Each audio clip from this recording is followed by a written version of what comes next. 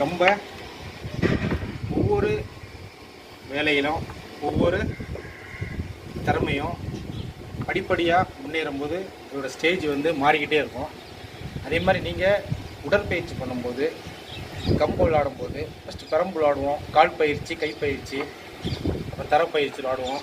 அதுக்கப்புறம் வார்மப்லாம் செஞ்சு கால் வரிசை போட்டு விளையாடும்போது அதுக்கப்புறம் கம்பு எடுத்து விளையாடுவோம். கம்பில் முதல்ல பெரம்பு வச்சு விளையாடுவோம். இப்படி விளையாடும்போது அடுத்தது நம்ம காட்டு கம்பு வச்சு விளையாடுவோம். அந்த காட்டு கம்பு தான் நமக்கான பயிற்சி. இது இன்னும் வெயிட்டு கட்டி விளையாடும்போது உலக்கையை வச்சு விளையாடலாம்.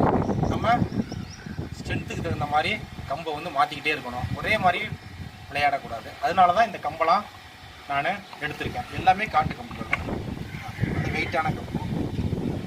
அதே மாதிரி நீங்களும் சொந்தமாக தயாரித்த கம்பை வச்சு விளையாண்டு பாருங்கள், அப்போ தான் நல்லா இருக்கும். இந்த கம்பையை வெயிட்டான கம்பு அடித்து விளையாடும்போது கட்டி விளையாடும்போது கட்டுக்கு நிற்கும். அதே மாதிரி நீங்கள் விளையாடுங்க. எல்லாமே ஆரோக்கியம் தான், ஆரோக்கியத்துக்காக விளையாண்டு.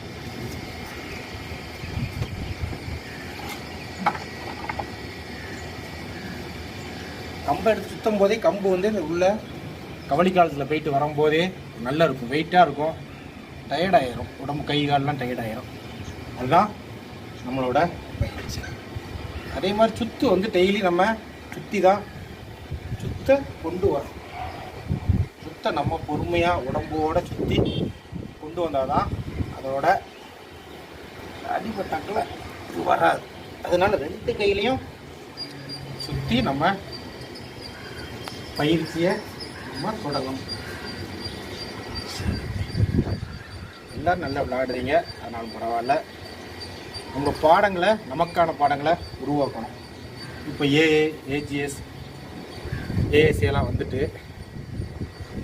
இருந்தாலும் எவ்வளோ தான் வந்தாலும் அதுவால் ஆரோக்கியத்தை தர முடியாது, அதால் பாடங்களை உருவாக்க முடியாது, அந்த பாடங்களை பயிற்சி பண்ண அதால் முடியாது. இந்த கம்பு இத்தனை கிலோ வெயிட்டு, இவ்வளோ வேகம், வீச்சு, இவ்வளோ பேலன்ஸு, இதெல்லாம் வச்சு விளையாடுறதுக்கு அதுக்கு தெரியாது.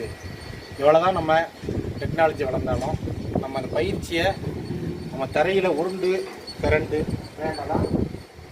பயிற்சி வந்து நமக்கு அதே மாதிரி அடிவரிசை பழகிக்கோங்க. அடிவரிசை பழகும்போது வர்மமும் சேர்ந்து வந்துடும். இந்த வர்மத்தையும் நம்ம அழகாக பழகிக்கலாம். இந்த வர்மம் வந்து தெரிஞ்சால் தான் அடுத்த அடி எங்கே அடிக்கலாம் அப்படின்ட்டு தெரியும்.